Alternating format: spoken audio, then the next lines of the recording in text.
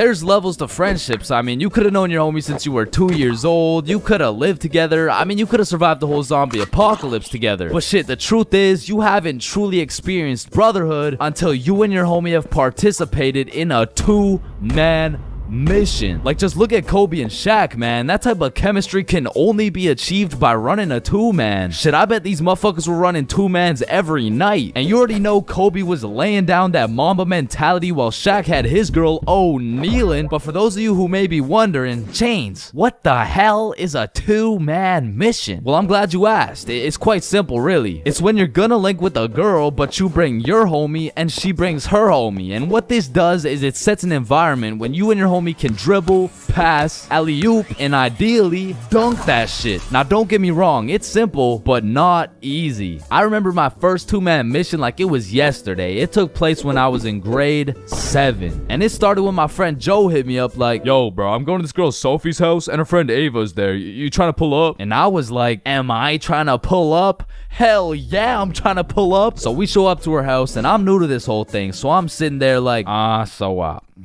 what now? We could watch a scary movie. Yeah, let's do it. I'm down. Well, actually, personally, I'm not a big fan of scary movies. Man, shut the fuck. So we're watching this scary movie, and to be honest with you, it was simply the best scary movie I'd ever seen in my entire life. So I was really getting invested in this plot. And Ava's like, oh my god, I'm scared. And that shit went way over my head. Well, why? It's not even at the scary part yet. And then only 30 minutes into the movie, Joe and Sophie are like, yo, we'll be right back. Okay. Do you guys want me to pause the movie?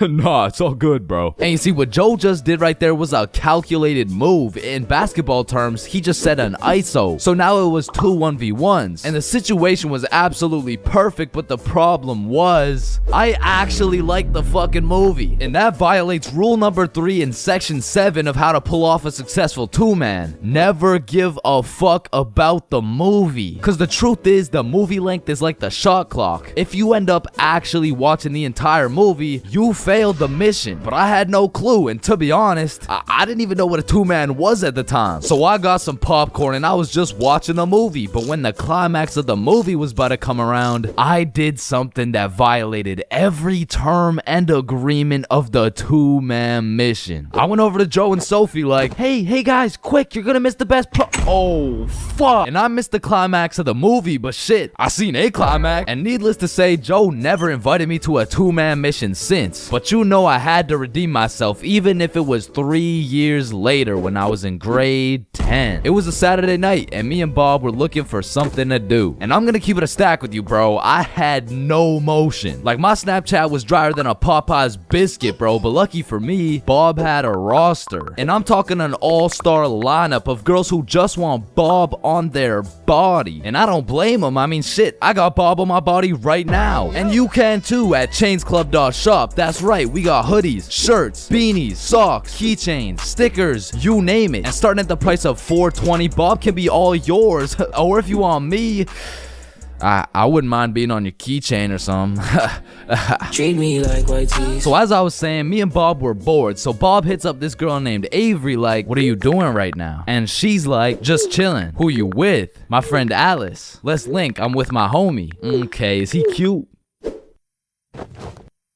Cute as hell. Okay, come over. And I'm excited as fuck, so we get Bob's sister to drive us to Avery's crib. And as we pull up to her house, I remember a crucial detail that I'd been forgetting this whole time. I was scared of the hoes, bruh. And as we walked up to her door, I was starting to get flashbacks of me and Joe's two-man, where Joe tossed up an alley-oop for both of us, and I blocked his shot, metaphorically and literally. And as I'm psyching myself up, Bob calls Avery to tell her we're here, and she's like, so, my parents are asleep, so you're gonna have to come in through my window. Shit. So we walk around the side of the house to Avery's room, and lucky for us, there's this big-ass window, and I'm like, yo, can you open it so we can get in? And she's like, It is open. Bro, only this tiny ass rectangle in the top left was open at a 60-degree angle. But that was our only way in, so I helped Bob up and through the window. But now I gotta get up there, and I'm bigger than Bob, so I put my head through and I'm trying to slowly creep into the room, and then I lean just a little too far and I'm headed face first onto Alice's hardwood floor. And listen, Bob has come in clutch many times. He saved me from drowning, coyotes, getting in trouble, but out of all these things, I'm most grateful for Bob catching me as I fell through this fucking window. Because drowning and dying would have been pretty bad, like boo-hoo, rip chains, you know what I'm saying? But imagine falling through a window and eating shit face first in front of the hose. Like, I would have preferred the drowning, bro. But after that close call, I was a little flabbergasted, you know what I'm saying? But Alice has the audacity to ask me this loaded ass question like, oh hey, what's your name? Me? Yeah, you. It's the name's for real. Chains for real. Nice to meet you, Mr. Frill. I'm Alice. And so we all just started talking and shit, but I keep noticing Alice was getting a bunch of text messages. And I remember thinking it was probably her mom or something, so I shrugged that shit off and I'm like, yo, we should watch a movie. Yeah, we should. God, yeah. And I wasn't about to make the same mistake I made last time. So I found the most dog shit horror movie on the face of Netflix and threw that shit on. And man, that shit was ass. In fact, it was so ass that we just started cuddling and shit. Like, what else was there to do? But now that we were close, I could feel the vibrations of Alice's phone getting a call, so she's like, 1 second, I'll be right back. And I wasn't trying to eavesdrop, but I could low-key hear what she was saying through the door. I'm just at Avery's house. We're watching a movie. Oh my god, okay, that's fine.